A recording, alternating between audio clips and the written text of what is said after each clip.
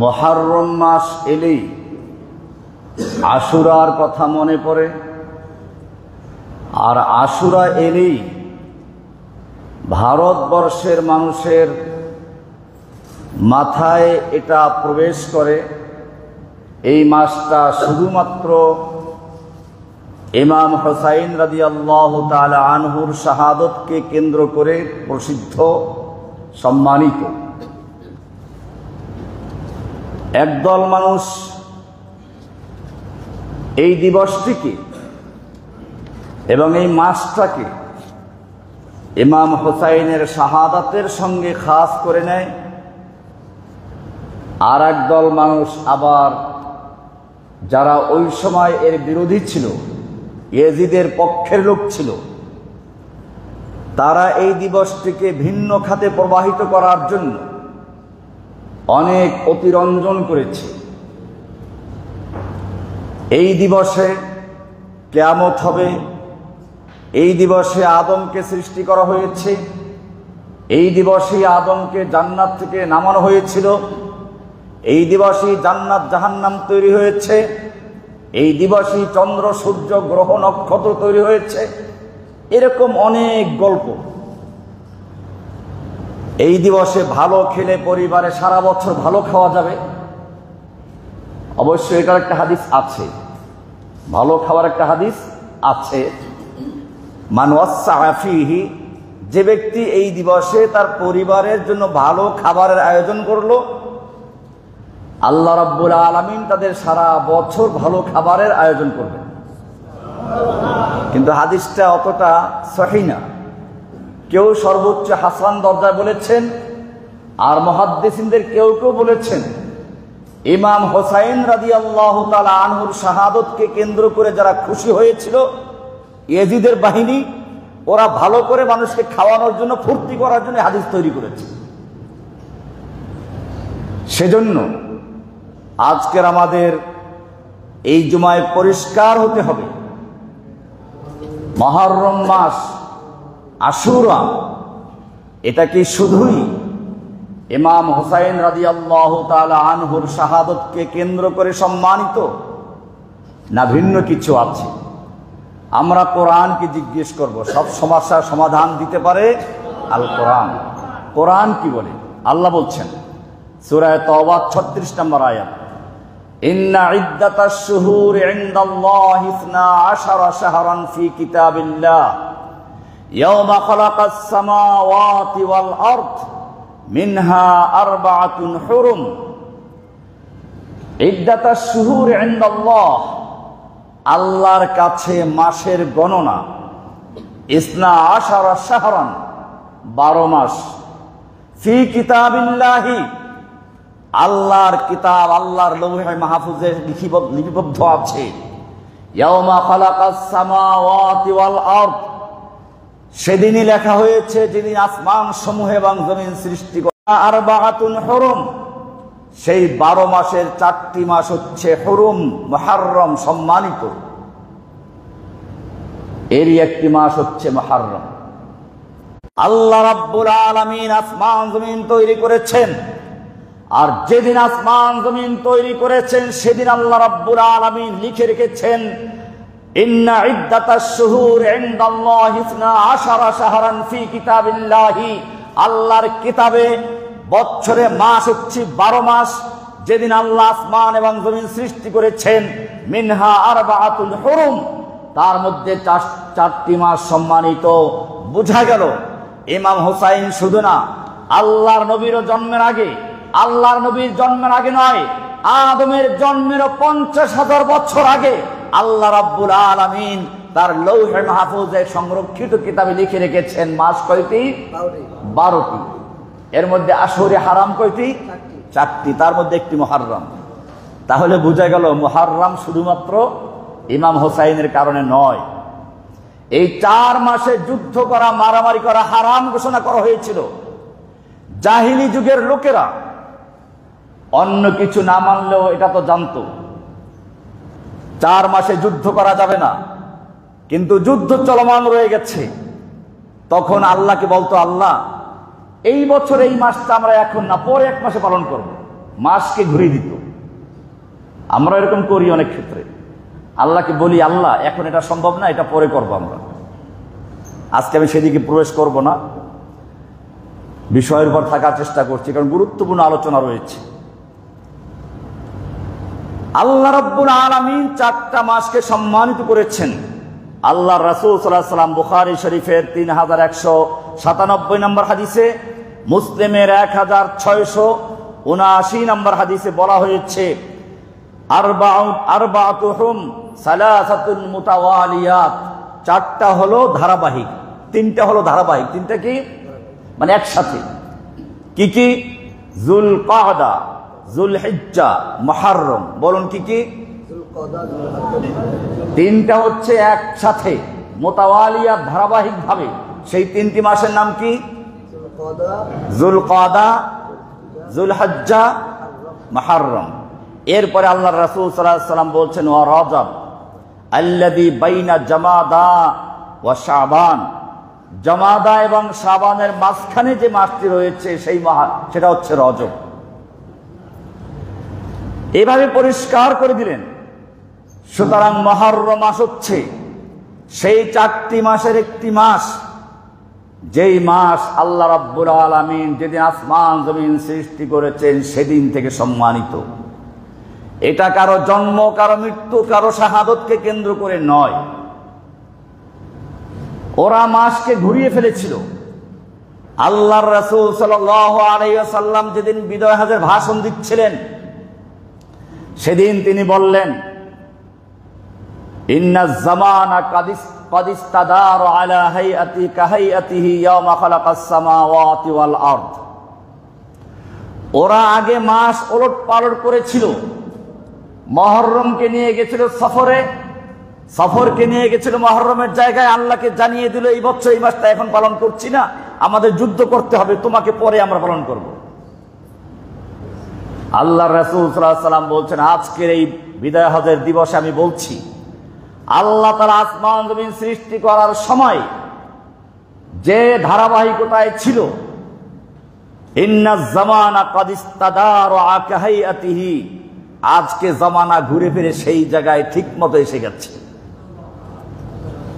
এরপরে আল্লাহ রাসূল সাল্লাল্লাহু আলাইহি ওয়াসাল্লাম আবার বললেন যে এর মধ্যে 4টি মাস হচ্ছে মুহররম। বোঝা গেল মুহররমের মাস সম্মানিত।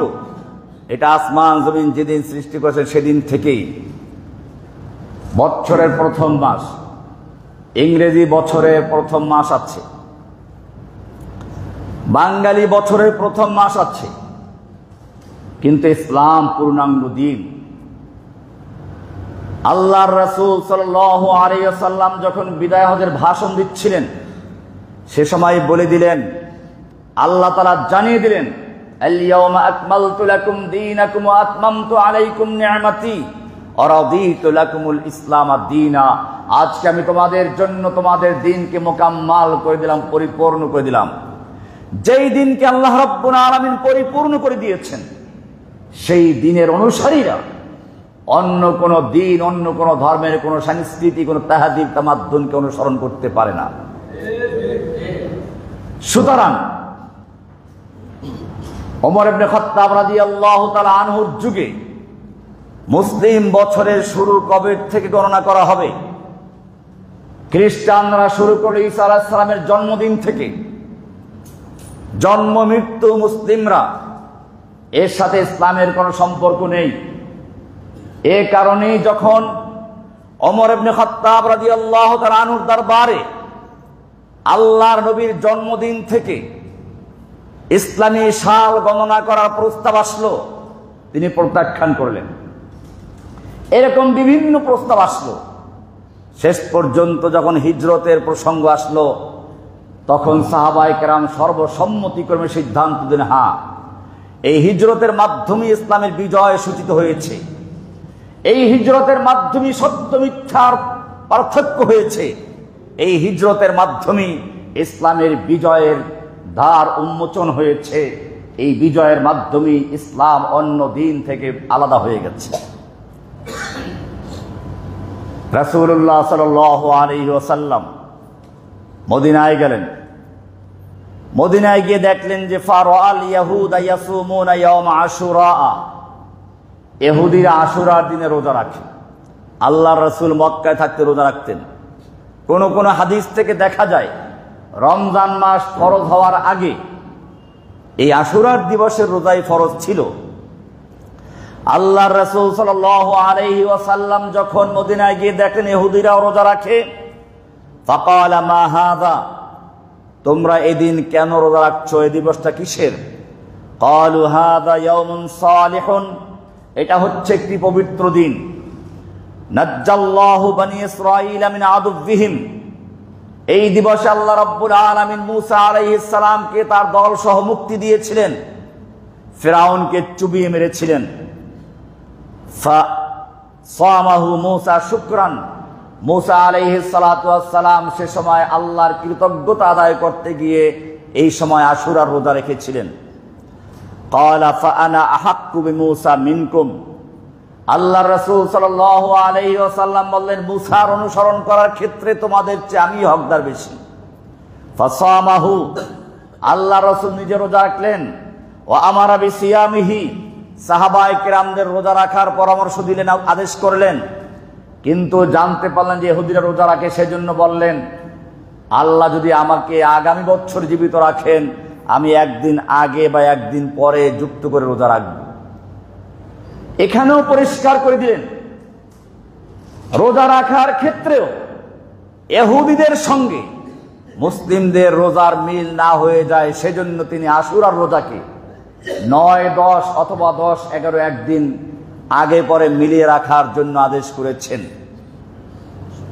আমি আগেও একসময় আলোচনা করেছিলাম এখানে, আল্লাহর রাসূল যখন মদিনায় গেলেন বছরে 2 দিন তারা আনন্দ করত, উৎসব করত। জিজ্ঞেস করলেন এই দুটো দিন কিসের, যাতে তোমরা একত্র হয়ে আনন্দ করছো? তারা বলল আমরা জাহিলি যুগ থেকে এই 2টা দিবস উদযাপন করে আসছি, একটা ছিল নববর্ষ আর একটা ছিল তাদের জাতীয় দিবস। আল্লাহর রাসূল সাল্লাল্লাহু আলাইহি ওয়াসাল্লাম বললেন ইন্নাল্লাহা ক্বাদ আবদালাকুম বিহিমা, আল্লাহ তোমাদের ওই দিনটা 2 দিনকে বাতিল করে দিয়ে তার চেয়ে উত্তম 2টো দিন দিয়ে তা পরিবর্তন করে দিয়েছেন। সে 2টো দিন হচ্ছে ঈদুল আযহা, ঈদুল ফিতর। পরিষ্কার হয়ে গেল একজন মুসলিম যেদিন থেকে ইসলাম কবুল করে, আল্লাহর কাছে আত্মসমর্পণ করে, ইসলাম মানে আত্মসমর্পণ করা, ইসলাম মানে শান্তি না। সালাম অর্থ শান্তি, সালাম অর্থ শান্তি। আমরা একজনের সঙ্গে একজনের সাক্ষাৎ হবে, আসসালামু আলাইকুম, তোমার উপরে শান্তি বর্ষিত হোক। ইসলামে যখন আলিফ যুক্ত করা হলো তখন তার মানে হচ্ছে শান্তি প্রতিষ্ঠা করা, আত্মসমর্পণ করা। তার মানে হচ্ছে এক আল্লাহর বিধানের কাছে, এক আল্লাহর তাহজিব তামাদ্দুন শিক্ষা সংস্কৃতির কাছে, এক আল্লাহর ইবাদতের কাছে আত্মসমর্পণ করে পৃথিবীতে শান্তি প্রতিষ্ঠা করার নাম হচ্ছে ইসলাম। শান্তি ঠিক আছে, শান্তি প্রতিষ্ঠা করা ঠিক আছে, কিন্তু ইসলাম মানে হচ্ছে আল্লাহর কাছে আত্মসমর্পণ করে তার মাধ্যমে শান্তি প্রতিষ্ঠা করা। আশুরার মাধ্যমে আল্লাহ রাব্বুল আলামিন তার নবীর মাধ্যমে পরিষ্কার করে দিলেন এখানেও ইসলামের তাহজিব তামাদ্দুনের সঙ্গে কারো কোনো মিল থাকতে পারবে না। ইবনে আব্বাস রাদিয়াল্লাহু তাআলা আনহু বলছেন মা রাআইতুন নাবিয়্য সাল্লাল্লাহু আলাইহি ওয়াসাল্লাম ইয়াতাহাররা সিয়ামা ইয়াউমিন ইয়াফদুলুহু আলা গায়রিহি ইল্লা হাযাল ইয়াউম, ইয়ানি ইয়াউম আশুরা ওয়া হাযা আশ-শাহর ইয়ানি রমাদান। আব্দুল্লাহ ইবনে আব্বাস রাদিয়াল্লাহু তাআলা আনহু বলছেন আমি আল্লাহর রাসূলকে অন্য কোন রোজার ব্যাপারে এতটা আগ্রহী দেখি নাই যতটা দেখেছি এই দিবস অর্থাৎ আশুরার দিনে রোজা রাখার ক্ষেত্রে আর রমজান মাসের রোজা রাখার ক্ষেত্রে। হাদিসটা বুখারীর 2006 নম্বর হাদিস। তাহলে আমরা পরিষ্কার হয়ে গেলাম আল্লাহর রাসূল সাল্লাল্লাহু আলাইহি ওয়াসাল্লাম এই যে আশুরার দিবসে রোজা রাখলেন, এটা কি ইমাম হুসাইনের শাহাদাতের আগে না পরে? ইমাম হুসাইন শহীদ হয়েছেন কবে? 61 হিজরিতে। তাহলে আল্লাহর নবী এত বছর আগে রোজা রাখলেন, এটা কি ইমাম হুসাইনের শাহাদতকে কেন্দ্র করে? তাহলে পরিষ্কার হতে হবে, মুহররম মাস আল্লাহর কাছে যেদিন আসমান জমিন সৃষ্টি করেছেন সেদিন থেকে সম্মানিত। আল্লাহর নবী যখন নবুয়ত লাভ করলেন তখন থেকে তার কাছে সম্মানিত। আল্লাহর নবী রোজা রাখলেন, হ্যাঁ, এর সঙ্গে ইমাম হুসাইন রাদিয়াল্লাহু তাআলা আনহু শহীদ হয়েছেন এই দিবসে। আমরা যেরকম বলি শুক্রবারে মৃত্যুবরণ করলে তার মৃত্যুটা ভালো, ঠিক তেমনি ভাবে এই দিবসে ইমাম হুসাইন রাদিয়াল্লাহু তাআলা আনহু শাহাদাত বরণ করার কারণে তার শাহাদাতের মর্যাদাও অতি বেশি বেড়ে গেছে বা মর্যাদা লাভ করেছে। কিন্তু আশুরার দিন আল্লাহর কাছে আগের থেকেই মর্যাদা সম্পন্ন। ইমাম হুসাইন রাদিয়াল্লাহু তাআলা আনহু কেন গেলেন সেখানে? আজকের আমাদের আলোচ্য বিষয়, ত্যাগ চাই মরসিয়া ক্রন্দন চাহি না। ত্যাগ চাই মরসিয়া ক্রন্দন চাহি না। ইমাম হুসাইন রাদিয়াল্লাহু তাআলা আনহু কেন কুফায় গেলেন ঐতিহাসিকভাবে জানতে হবে। আল্লাহর নবীর মৃত্যুর পরে ইসলামের শত্রুরা নানান ভাবে চক্রান্ত করেছে। তাদের মধ্যে ইহুদিদের চক্রান্ত ছিল অনেক বড়। মদিনার আশপাশে ইহুদিরা ছিল। এই ইহুদিরা বিভিন্ন সময় চক্রান্ত করত। আল্লাহর নবীর মৃত্যুর পরে একজন আব্দুল্লাহ ইবনে সাবা নামে লোক এসে বলল, আল্লাহর নবীর পরে খলিফা হওয়ার জন্য সবচেয়ে বেশি হকদার হচ্ছে আলী রাদিয়াল্লাহু তাআলা আনহু। গাদিরে খুম আল্লাহর রাসূল সেখানে বলেছিলেন, আনা মাওলাহু মান আলিয়ুন মাওলা। এটা শিয়াদের একটা খুব গুরুত্বপূর্ণ হাদিস। এই হাদিসকে কেন্দ্র করে তাদের বিশ্বাস আল্লাহর রাসূলের পরে আবু বকর, ওমর, ওসমান খেলাফত লাভ করেছেন, সেটা অবৈধ ছিল। এজন্য আব্দুল্লাহ ইবনে সাবা মিশরে, ইরাকে বিভিন্ন জায়গায় সফর করে ওসমান রাদিয়াল্লাহু তাআলা আনহুর বিরুদ্ধে নানান চক্রান্ত করলো। এক সময় মদিনার থেকে তাকে বহিষ্কার করা হলো। সে আরো ষড়যন্ত্র করে দলবল নিয়ে মদিনা আক্রমণ করেছিল। ওসমান রাদিয়াল্লাহু তাআলা আনহুকে ঘেরাও করে রাখলো। 40 দিন পর্যন্ত তার খানা পানি বন্ধ করে দিল, ধুকে ধুকে মারা গেছেন।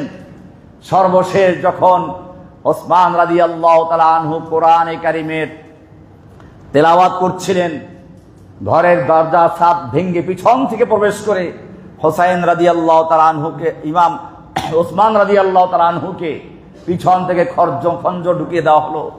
সামনে কোরআন খোলা ছিল। ওসমান রাদিয়াল্লাহু তাআলা আনহু ডানে না বামে না সামনে ঝুঁকে পড়লেন। কোরআন জানিয়ে দিল যে ওসমান সারা জীবন কোরআনকে বুকে ধারণ করেছিল। আজকে তোমার শাহাদাতের মুহূর্তে আমি তোমাকে ভুলে যাচ্ছি না, তোমাকে সঙ্গেই করে নিচ্ছি।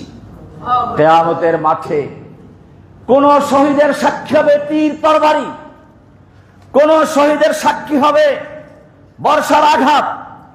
ওসমান রাদিয়াল্লাহু তাআলা আনহু তিনি যার সাক্ষী হবে স্বয়ং কোরআনে কারীম। সে ওসমানকে, আবু বকর, ওমরকে এই লোকগুলো বলল অবৈধ খলিফা। গোটা মুসলিম উম্মাহ যাদেরকে আল্লাহর রাসূলের পরে মেনে নিয়েছেন, তাদের ষড়যন্ত্র চলতে থাকলো। এক সময় এই ওসমানকে হত্যা করে ফেললো। আলীর নামে স্লোগান দিতে লাগলো। তারা আলীকে খলিফা বানাবার প্রস্তাব করলো। আলী রাদিয়াল্লাহু তাআলা আনহু বললেন, তোমাদের প্রস্তাব আমি খলিফা হব না। আমার আল্লাহ নবীর সাহাবীরা যদি বলেন তাহলেই কেবলমাত্র আমি খলিফা দায়িত্ব নিতে পারি। সেই সময় এর চেয়ে উপযুক্ত আর কেউ ছিল না। তাই তাকেই সকলে মেনে নিল। কিন্তু এই লোকগুলো অতি উৎসাহী, যারা আলী রাদিয়াল্লাহু তাআলা আনহুর স্লোগান দিল, ইসলামকে ধ্বংস করার জন্য চক্রান্ত করলো, এই লোকগুলো আলীর পক্ষ নিয়ে নানান ভাবে তাকে চাপ সৃষ্টি করলো। শেষ পর্যন্ত ইসলামী খেলাফতের রাজধানী মদিনার থেকে কুফায় স্থানান্তর করা হলো। এই যে স্থানান্তর করা হলো মদিনার থেকে, আর আজ পর্যন্ত খেলাফতের কেন্দ্র মদিনায় ফিরে যেতে পারে নাই। ইহুদিদের ষড়যন্ত্র নতুন নয়, শিয়াদের ষড়যন্ত্র নতুন নয়। আজকে শিয়াদের উপরে কয়েকটা তারা ইসরায়েলে হামলা চালিয়েছে, এদেশের মুসলমান মনে করলো শিয়া পাক্কা মুসলমান। ইসলামের ইতিহাসে আজ পর্যন্ত শিয়ারা যতগুলো যুদ্ধ করেছে সবগুলো যুদ্ধ ছিল মুসলমানদের বিরুদ্ধে, সুন্নিদের বিরুদ্ধে। এটাই ইসলামের ইতিহাসে প্রথম যুদ্ধ যেটা শিয়ারা ইসরায়েলে হামলা করে দেখিয়েছে ইসলামের পক্ষে অমুসলিমদের বিরুদ্ধে। এটা তাদের সর্বপ্রথম আক্রমণ। এর আগে কোনোদিন তারা মুসলমানদের বাদ দিয়ে কোনো কাফেরকে হত্যা করে নাই। ইতিহাস বলতে গেলে অনেক লম্বা ইতিহাস আছে এদের। আলী রাদিয়াল্লাহু তাআলা আনহু কুফায় চলে আসলেন, ইসলামী রাজধানী মদিনার থেকে স্থানান্তরিত হলো। আমিরে মুআবিয়া রাদিয়াল্লাহু তাআলা আনহুর নেতৃত্বে একটা দ্বন্দ্ব দেখা দিল, অনেক লম্বা ইতিহাস। শেষ পর্যন্ত এই অতি উৎসাহী লোকেরা আলী রাদিয়াল্লাহু তাআলা আনহুরকে যারা ডেকে আনলো, তার যারা ভক্তবৃন্দ, কোন এক কারণে একটা দল তাদের বিরুদ্ধে চলে গেল। শেষ পর্যন্ত আলী রাদিয়াল্লাহু তাআলা আনহুকে, আমিরে মুআবিয়াকে, আমর ইবনে আসকে হত্যা করার জন্য একই দিনে পরিকল্পনা করেছিল। আলী রাদিয়াল্লাহু তাআলা আনহুকে হত্যা করলো, আমর ইবনে আসকে হত্যা করলো। আমিরে মুআবিয়া রাদিয়াল্লাহু তাআলা সেদিন মসজিদে যেতে পারেন নাই, তার পরিবর্তে অন্য একজনকে তাকে হত্যা করে বসল। এভাবেই চক্রান্ত সামনে চলল। আলী রাদিয়াল্লাহু তাআলা আনহুর পরে হাসান রাদিয়াল্লাহু তাআলা আনহু খলিফা হলেন। তিনি দেখলেন একদিকে ইরাক সিরিয়াতে আমিরে মুআবিয়ার নেতৃত্বে একটা বিদ্রোহ শুরু হয়েছে। তিনি আমিরে মুআবিয়াকে ডাকালেন, বললেন যে দেখো, মুসলিম উম্মাহ বিভক্ত হোক তা আমি চাই না। যদি খেলাফতের উপযুক্ত আপনি হন, আপনাকে দিয়ে দিলাম, আর আমি হলে আমারটা আপনাকে দান করে দিলাম, খলিফা আপনি। আল্লাহর রাসূল সাল্লাল্লাহু আলাইহি ওয়াসাল্লাম বলেছিলেন, আমার এই নাতি ইবনি, আমার এই ছেলে, আমার এই সন্তান, আমার এই নাতি, এর মাধ্যমে আল্লাহ তাআলা মুসলিমদের দুইটা দলের মধ্যে ঐক্য তৈরি করে দিবেন। সেটাই হয়েছে।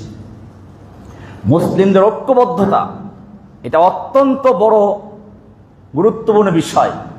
আল্লাহ সুবহানাহু ওয়া তাআলা কোরআনে পরিষ্কার বলেছেন, ওয়াতাসিমু বিহাবলিল্লাহি জামিআন ওয়া লা তাফাররাকু, তোমরা আল্লাহর রজ্জুকে, আল্লাহর রশিকে ঐক্যবদ্ধভাবে ধারণ করো, পরস্পর বিচ্ছিন্ন হইও না। রশিটা কি? আল্লাহ একটা পাটের রশি বা লোহার রশি ঝুলিয়ে দিয়েছেন, ওটা সকলে একসাথে ধরবো নাকি? রশিটা কি? ওয়াতাসিমু বিহাবলিল্লাহ, তোমরা আল্লাহর রজ্জুকে ঐক্যবদ্ধভাবে ধারণ করো। হাবলুল্লাহিল মাতিন আল কোরআনুল কারীম, আল্লাহ রাব্বুল আলামিন যেই রজ্জুকে ঐক্যবদ্ধভাবে ধারণ করতে বলেছেন সেই রশি আর কিছুই নয়, তা হচ্ছে আল কোরআনুল কারীম। আল্লাহর রাসূল সাল্লাল্লাহু আলাইহি ওয়াসাল্লাম এই হাদিসের ব্যাখ্যায় পরিষ্কার করে দিলেন, আল্লাহর দেওয়া সেই রশি হচ্ছে কোরআন। কোরআনে আরো বলা হয়েছে, ওয়াতিউল্লাহ ওয়া রাসূলাহু, তোমরা আনুগত্য করো আল্লাহর, আনুগত্য করো রাসূলের। ওয়ালা তানাযাউ, খবরদার তোমরা পরস্পরে ঝগড়া করো না, পরস্পরে মারামারি করো না, দল উপদলে বিভক্ত হয়ে না। ফাতাফশালু, জেনে রাখবে তাহলে তোমরা দুর্বল হয়ে যাবে, হীনমন্য হয়ে যাবে। ফাতাফশালু ওয়া তাযহাবা রিহুকুম, আর দুশমনদের অন্তর থেকে তোমাদের প্রভাব, তোমাদের যে শত্রুদের তোমাদের ভয় করে শত্রুরা, সেই প্রভাবটা নষ্ট হয়ে যাবে। বিচ্ছিন্ন হইও না। আমরা দেখেছি আল্লাহর রাসূল সাল্লাল্লাহু আলাইহি ওয়াসাল্লাম সাহাবায়ে কেরামদের সামনে একদিন বললেন, ইউশিকু আন ইয়াতাদাআল উমাম, এমন একটা সময় আসবে যখন কাফের শক্তিগুলো একে অপরকে আহ্বান করবে, আসো ঐক্যবদ্ধ হই, জোট গঠন করি, মুসলিমদের ধ্বংস করার জন্য আমরা একতাবদ্ধ হই। যেরকম ভাবে খাবারের দস্তরখানে খাবার তৈরি করে খাবার দিয়ে তারপরে মেহমানকে ডাকা হয়। সাহাবায়ে কেরাম জিজ্ঞেস করলেন, ইয়া রাসূলুল্লাহ, তখন কি আমাদের সংখ্যা অনেক কম হয়ে যাবে? কাফেরদের এত বড় সাহস কি করে হবে? আমরা মাত্র মুসলিম লক্ষাধিক সাহাবা, আমাদের ভয়ে গোটা পৃথিবী থরথর করে কাঁপে। রোম পারস্যের সম্রাটদের ঘুম হারাম হয়ে গেছে, কখন মুসলিমরা আক্রমণ করে বসে, আর তখন কাফেররা একে অপরকে আহ্বান করবে। এত বড় সাহস কি করে হবে? তখন কি মুসলিমদের সংখ্যা একেবারেই কমে যাবে? আল্লাহর রাসূল সাল্লাল্লাহু আলাইহি সাল্লাম বললেন, না, তোমাদের সংখ্যা হবে অনেক বেশি। ওয়ালাকিন্নাকুম গুসাউন কাগুসাইস সাইল, কিন্তু জেনে রাখো তোমাদের অবস্থা হবে ভাসমান খড়কুটার মতো, ফেনার মতো। তুফানের সময় বাতাসের তোড়ে যখন তুফানে ঢেউ আসে, ঢেউয়ের সঙ্গে যেমন তুফান তৈরি হয়, ফেনা তৈরি হয়, বুদবুদ তৈরি হয়, তোমাদের অবস্থা হবে সেরকম। সংখ্যায় অনেক বেশি, কিন্তু তার কোনো ভিত্তি থাকবে না। গোসাউন কাগুসাই সাইল। সাহাবায়ে কেরাম জিজ্ঞেস করলেন যে ইয়া রাসূলুল্লাহ, এর কারণটা কি হবে? বললেন, তোমাদের অন্তরে অহন ঢুকে দেবে, অহন। কিলা ইয়া রাসূলুল্লাহ ওয়া মাল ওয়াহান। সাহাবায়ে কেরাম জিজ্ঞেস করলেন, ইয়া রাসূলুল্লাহ, ওয়াহান কি জিনিস? ক্বালা হুব্বুদ দুনিয়া ওয়া কারাহিয়াতুল মাউত। ওয়াহান হচ্ছে দুনিয়ার প্রেম, ভালোবাসা। কে কার চেয়ে বেশি বাড়ি করতে পারবে, টাকা পয়সা করতে পারবে, গাড়ি করতে পারবে, এর প্রতিযোগিতা লাগবে। আর একটা হচ্ছে কারাহিয়াতুল মাউত, আল্লাহর দিনের জন্য জীবন দেওয়াকে অপছন্দ মনে করা হবে, শাহাদাতের মৃত্যুকে ঘৃণা করা হবে, অপছন্দ করা হবে। বোঝা গেল আল্লাহর রাসূল সাল্লাল্লাহু আলাইহি ওয়াসাল্লাম যে কথা বলেছিলেন, কোরআন যে কথা বলছে, ওয়ালা তানাযাউ ফাতাফশালু ওয়া তাযহাবা রিহুকুম, পরস্পর ঝগড়া লিপ্ত হয়ো না, বিচ্ছিন্ন হয়ো না। ইন্নাল্লাযীনা ফাররাকু দীনাহুম ওয়া কানু শিয়া, যারা নিজেদের দিনকে বিভক্ত করেছে, ফাররাকু দীনাহুম, যারা তাদের দিনকে বিচ্ছিন্ন করেছে, বিভক্ত করেছে, ওয়া কানু শিয়ান, এবং বিভিন্ন দলে উপদলে ভাগ হয়ে গেছে, লাস্তা মিনহুম ফি শাইইন, হে নবী আপনার সঙ্গে এদের কোনো সম্পর্ক নেই। আজকে মুসলিমদের এটা ভালো। বাংলাদেশে আমরা দেখতে পাচ্ছি ইসলামী দলগুলো ঐক্যবদ্ধ হচ্ছে, এটা ভালো। পৃথিবীর মুসলিমরা এখন ঐক্যবদ্ধ হওয়ার দ্বার প্রান্তে এসেছে, এটা ভালো। কিন্তু জেনে রাখবেন, মুসলিমরা বিভক্ত হতে হতে টুপি পর্যন্ত ভাগ করেছে। এই পীরের মুরিদের এই টুপি, ওই পীরের মুরিদের ওই টুপি, জামার ভিতরে বিভিন্ন কালার করেছে। আল্লাহ রাব্বুল আলামিন পরিষ্কার করে দিয়েছেন, ইন্নাল্লাযীনা ফাররাকু দীনাহুম, জেনে রাখো যারা তাদের দিনকে তাফরিক করেছে, বিভক্ত করেছে, ওয়া কানু শিয়ান, এবং বিভিন্ন দলে দলে বিভক্ত হয়েছে, লাস্তা মিনহুম ফি শাইইন, খবরদার হে নবী আপনার সঙ্গে এদের কোনো সম্পর্ক নেই। আমাদের একটা পরিচয় আছে, আমাদের পরিচয় মুসলিম। আমাদের পরিচয় কি? আর কোন দল নেই। আল্লাহর নবী আমাদেরকে যখন রেখে দুনিয়া থেকে চলে গেছেন, আল্লাহর নবীর মাধ্যমে যেদিন আল্লাহ রাব্বুল আলামিন দ্বীনকে পরিপূর্ণ করে দিয়েছিলেন, সেই দিন আমাদের নাম ছিল মুসলিম, আমাদের দলের নাম ছিল ইসলাম। কোরআন পরিষ্কার জানিয়ে দিয়েছে, মিল্লাত আবিকুম ইব্রাহিম, এটা তোমাদের মিল্লাত, তোমাদের পিতা ইব্রাহিমের মিল্লাত। হুয়া সাম্মাকুমুল মুসলিমিন, তিনি তোমাদের নামকরণ করেছেন মুসলিম। কি নাম করেছেন? আমাদের সবার নাম কি? আর কোন নাম আছে? আমাদের তরিকার নাম কি? ইসলাম। কোরআন পরিষ্কার বলছে, আল ইয়াউমা আকমালতু লাকুম দীনাকুম, আজকে আমি তোমাদের জন্য তোমাদের দিনকে মোকাম্মাল করে দিয়েছি, পরিপূর্ণ করে দিয়েছি। ওয়া আতমামতু আলাইকুম নিয়ামাতি, এবং তোমাদের উপরে আমার যে ধারাবাহিক নিয়ামত বর্ষণ হচ্ছিল, ওহী নাযিল হচ্ছিল, আজকে তা সমাপ্ত করে দিলাম। ওয়া রাদিতু লাকুমুল ইসলাম দীনা, এবং তোমাদের জন্য কিয়ামত পর্যন্তের জন্য তোমাদের একটা দিন দিলাম, জীবন ব্যবস্থা দিলাম, জীবন বিধান দিলাম, যার নাম হচ্ছে ইসলাম। যার নাম কি? শুধু এই পর্যন্তই বলেন, আর বলেছেন ইন্নাদ দীনা ইনদাল্লাহিল ইসলাম, আল্লাহর কাছে একমাত্র শুধুমাত্র দিন হচ্ছে কি? ইসলাম। আমাদের সকলের পরিচয় কি? আমরা মুসলিম। আমাদের পরিচয় কি? আর কোন পরিচয় আছে? কোন দলীয় পরিচয় থাকবে? কোন দলীয় পরিচয় নাই। দাওয়াত দিব ইসলামের দিকে। কার দিকে? কোরআন পরিষ্কার বলেছে, ওমান আহসানু কওলাম মিম্মান দাআ ইলাল্লাহি ওয়া আমিলা সালিহান ওয়া ক্বালা ইন্নানী মিনাল মুসলিমিন। ওই ব্যক্তির চেয়ে ভালো কথা আর কার হতে পারে যে মানুষকে আল্লাহর দিকে আহ্বান করে, ওয়া আমিলা সালিহান, এবং নিজে সৎ আমল করে, নেক আমল করে, ওয়া ক্বালা ইন্নানী মিনাল মুসলিমিন, এবং সে এই পরিচয় দেয় আমি একজন মুসলিম। কোরআন আরো বলছে, কুল হাযিহি সাবিলি আদউ ইলাল্লাহ, বলো এটাই আমার রাস্তা, আমি আল্লাহর দিকে আহ্বান করছি, এটা আমার রাস্তা। আল্লাহর দিকে আহ্বান করছি। আহ্বান করো কার দিকে? না কোনো দলের দিকে, না কোনো ব্যক্তির দিকে, কোনো ব্যক্তির মুরিদ হওয়ার জন্য না, কোনো দলের সদস্য হওয়ার জন্য নয়। কোরআন পরিষ্কার বলেছে, কুল হাদিহি সাবিলি, বলে এটাই হচ্ছে আমার রাস্তা, আদউ ইলাল্লাহ, আমি আল্লাহর দিকে মানুষকে আহ্বান করি, আলা বাসীরাতিন, জেনে বুঝে, আনা ওয়া মান ইত্তাবানি, এটা কর্মসূচি। আল্লাহ বলছেন বলে দাও এটা আমার কাজ, এবং কিয়ামত পর্যন্ত যারা আমার অনুসরণ করবে তাদের কাজ। অনেকেই জিজ্ঞেস করে, সাই কি কাজ করব, কি কাজ করব? এই কাজ দেওয়ার জন্য তোমার আমার উপরে আল্লাহ তাআলা দায়িত্ব দেন নাই। কোরআনের সূরা ইউসুফের 108 নম্বর আয়াতে পরিষ্কার করে দিয়েছেন, বল আপনি জানিয়ে দিন যারা আপনার কাছে কাজ চাবে, কিয়ামত পর্যন্ত প্রশ্ন করবে কি কাজ করব, কি আমল করব, তাদের জানিয়ে দিন হাদিহি সাবিলি, এটাই হচ্ছে আমার রাস্তা, আদউ ইলাল্লাহ, আমি আল্লাহর দিকে মানুষকে আহ্বান করব। আহ্বান হবে কার দিকে? আলা বাসীরাতিন, জেনে বুঝে। ইনশাআল্লাহ বাসীর উপরে আলোচনা ভিন্নভাবে করব, এই জেনে বুঝের কি অর্থ।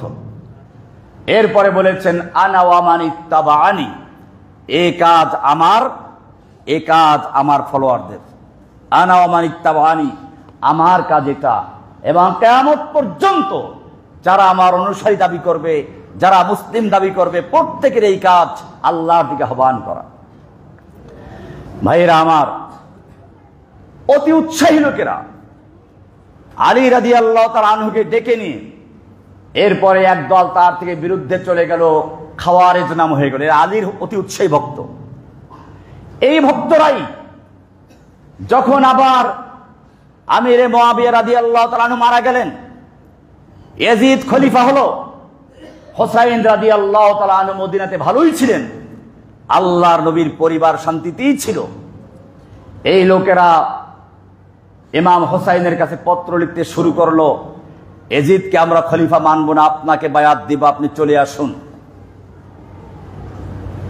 হুসাইন রাদিয়াল্লাহু তাআলা আনহু বিষয়টা পরীক্ষা করার জন্য তার চাচাতো ভাই মুসলিম ইবনে আকিলকে পাঠালেন, গিয়ে দেখো। মুসলিম আসলেন, 18,000 লোক ইমাম হুসাইনের নামে মুসলিম ইবনে আকিলের হাতে বায়াত দিয়ে দেয়।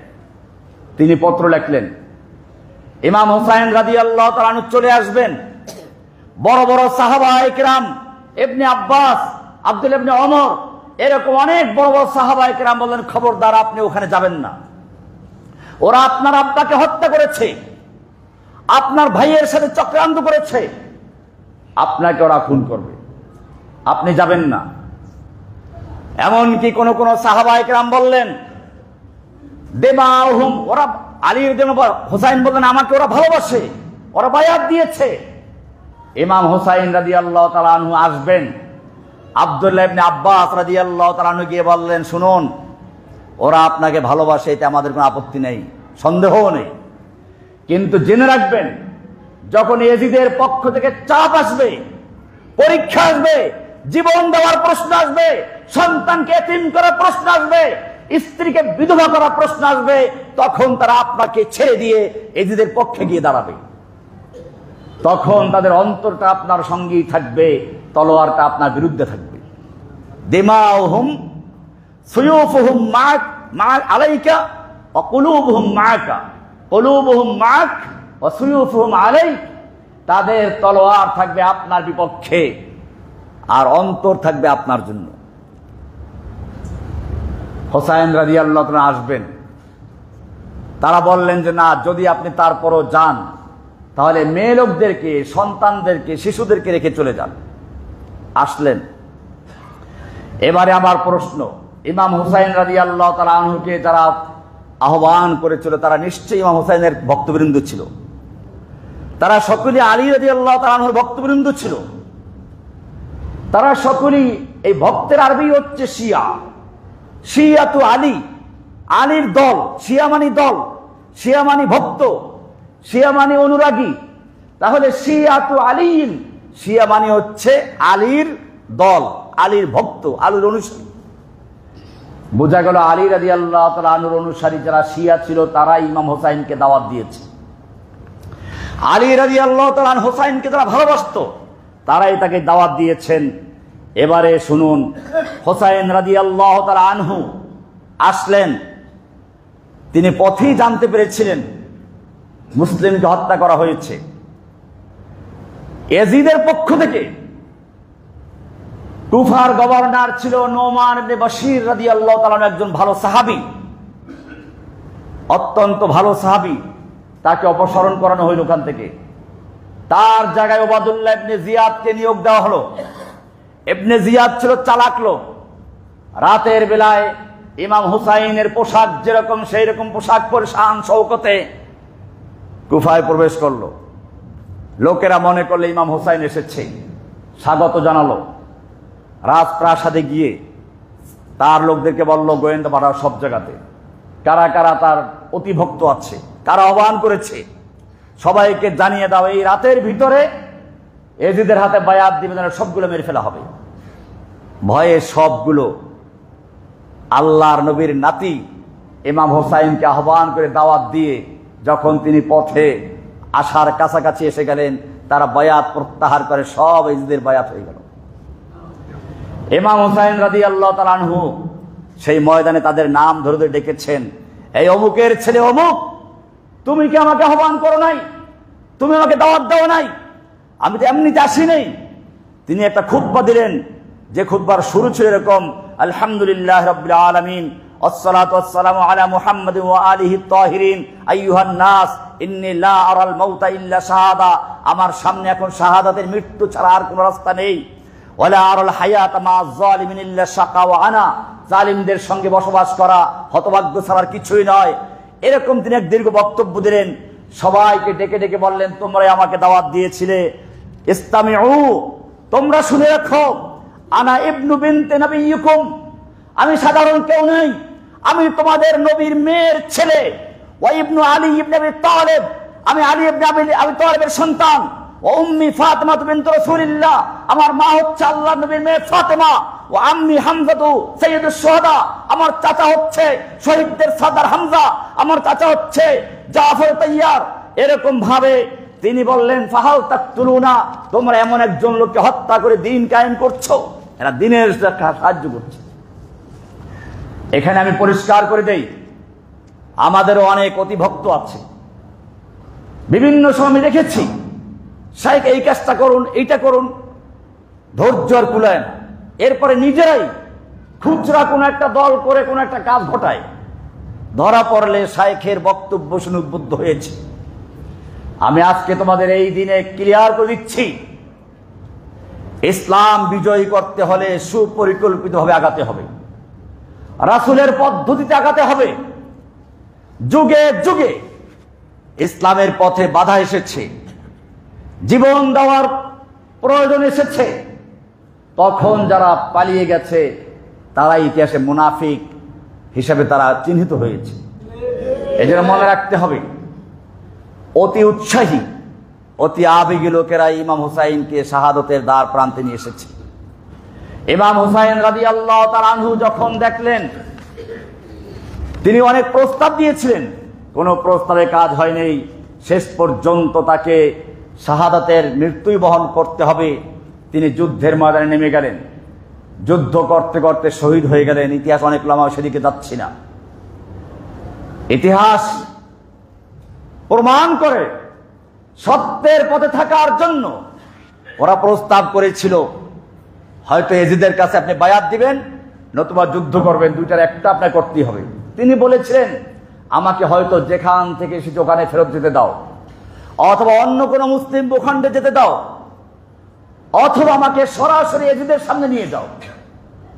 কিন্তু ওই যে ওখানে অতি উৎসাহী আছে, এজিদের ভক্তদের মধ্যে যারা অতি উৎসাহী, তারা বলল না, হয়তো এজিদকে বায়াত দিবেন আর নইলে যুদ্ধ করতে হবে, আর কোনো দ্বিতীয় কোনো পন্থা নেই।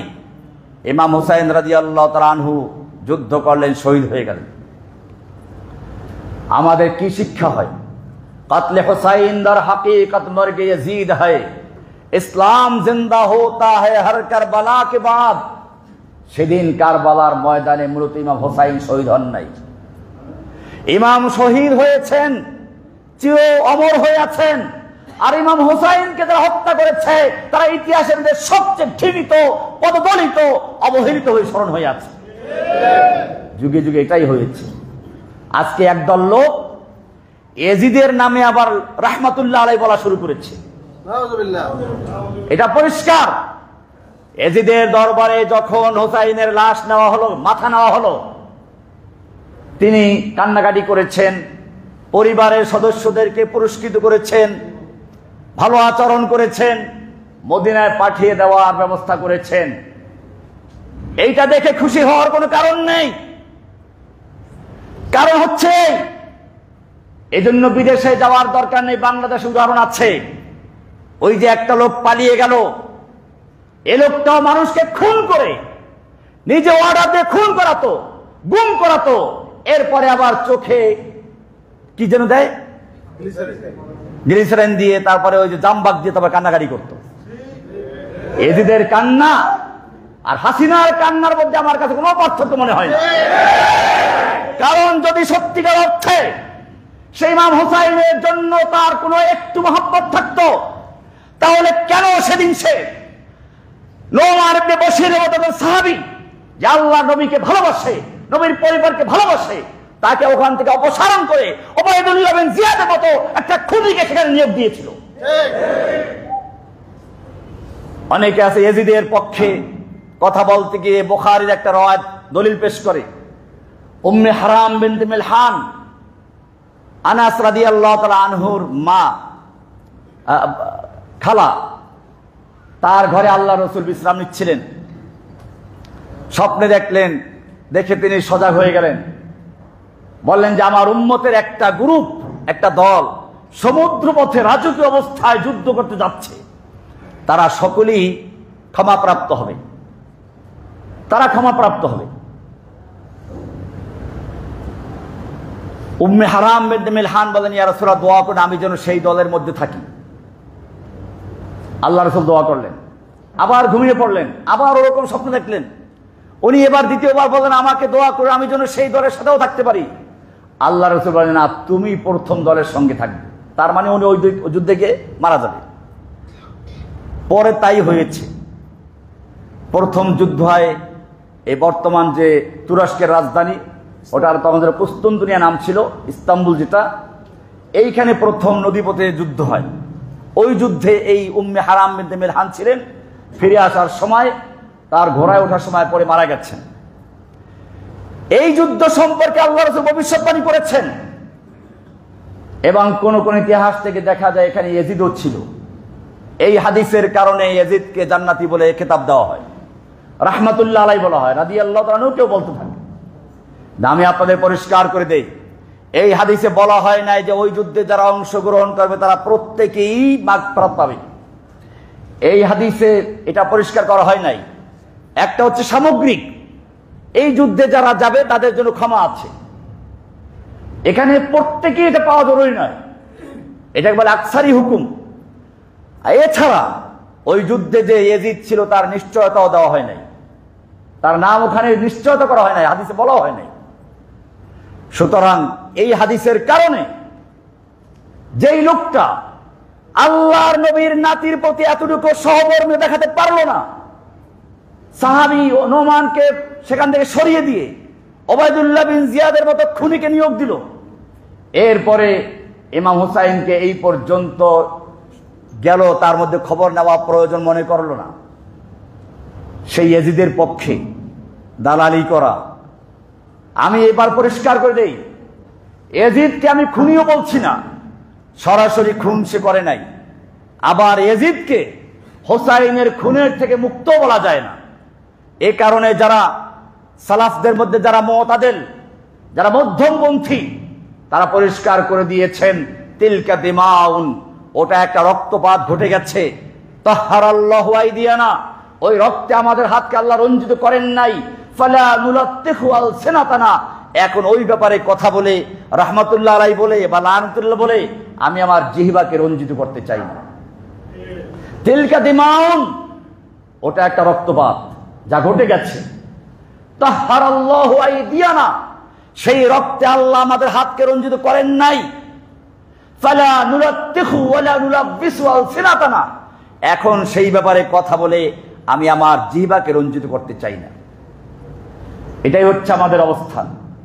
আমরা তাওয়াক্কুফ না রাহমাতুল্লাহ আলাইহি বলবো, না লানাতুল্লাহ আলাইহি বলবো, না ইয়াজিদকে ইমাম হুসাইনের খুনি বলবো, না আবার একেবারে নির্দোষ বলবো। এখানে একটা প্রবণতা দেখা যায়, ইয়াজিদকে কিভাবে জান্নাতে নেওয়া যাবে সে ব্যাপারে রহমাতুল্লাহ আলাইহি কিভাবে বলা যাবে হাদিস দিয়ে দলিল পেশ করা হয়। আবার অপরদিকে আল্লাহর নবীর মা বাবার প্রসঙ্গ আসলে তখন কেমনে জাহান্নামে নেবে সেই চেষ্টা করে। যদি প্রশ্ন করা হয় আল্লাহ নবীর মা বাবা কোথায়, তাকে হাদিস আছে আল্লাহ রসুলকে একজন সাহাবী জিজ্ঞেস করেছিলেন, ইয়া রাসূলুল্লাহ আমার আব্বা আম্মা জাহেলি যুগে মারা গেছে, তারা কোথায়? তো আল্লাহ রসুল বলেন তারা জাহান্নামে। তো লোকটা বললো আপনার আব্বা আম্মা কোথায়, একটু খেপে গেছে। আল্লাহ রসুল বলেন তারাও জাহান্নামে। এই হাদিসটি বুখারীতেও আছে, গুরুত্বপূর্ণ হাদিসের সহিহ কিতাবে আছে। এই হাদিসকে কেন্দ্র করে যখন বলা হয় আল্লাহ নবীর মা বাবার অবস্থা কি, বলে জাহান্নামী। কিন্তু মনে রাখতে হবে এই হাদিসটা আল্লাহ রসুল যখন বলেছিলেন তখন কোরআনের ওই আয়াত নাজিল হয় নাই, ওমা কুন্না মুআযযিবিনা হাত্তা নাবআসা রাসূলা। আমি কোন জাতিকে ততক্ষণ পর্যন্ত শাস্তি বিধান করি না যতক্ষণ পর্যন্ত আমি রসুল না পাঠাই। আল্লাহ নবীর আব্বা মারা গেছেন আল্লাহ নবীর জন্মের আগে, আল্লাহ নবীর মা মারা গেছেন নবীর বয়স যখন 6 বছর। তাহলে আল্লাহর নবীর নবুয়ত কাল পাওয়ার আগে তারা মারা গেছেন, আর নবীর নবুয়ত প্রাপ্তির আগে যারা মারা গেছেন, ঈসা নবীর পরে আমাদের নবীর আগে, এটাকে বলা হয় ফাতরাতের সময়। এরকম ভাবে যে সমস্ত অমুসলিমদের শিশু নাবালেগ অবস্থায় মারা যায়, এরকম যারা দুনিয়াতে পাগল, যাদের বাক বুদ্ধি প্রতিবন্ধী, তাদের অবস্থা কি হবে? এই জন্য হাদিসে অনেক কথা আছে। কিয়ামতের মাঠে বুদ্ধি প্রতিবন্ধী যারা, তারা বলবে হে আল্লাহ, তোমার নবী দুনিয়াতে গিয়েছিল, তোমার কিতাব গিয়েছিল, কিন্তু আমাদের বুদ্ধি ছিল না, বিবেক বুদ্ধি ছিল না, আমরা ছিলাম পাগল, আমরা তো বুঝিও নাই, তোমার কিতাব সম্বন্ধে জানিও নাই, আমাদের কেন শাস্তি দিও, তুমি তো ন্যায়পরায়ণ। এরকম ভাবে যারা মধ্যবর্তী সময় মারা গেছে তারা কিয়ামতের মাঠে বলবে আল্লাহ, আমরা তো তোমার নবী পাই নাই, তোমার তো বিধান আছে এরকম, মা কুন্না মুআযযিবিনা হাত্তা নাবআসা রাসূলা। এরকম যারা শিশু, কাফেরদের শিশু যারা মারা গেছে, মুমিনদের শিশু সরাসরি জান্নাতে যাবে মা বাবার অনুসরণ করে, কিন্তু কাফেরদের শিশু তারা কি হবে?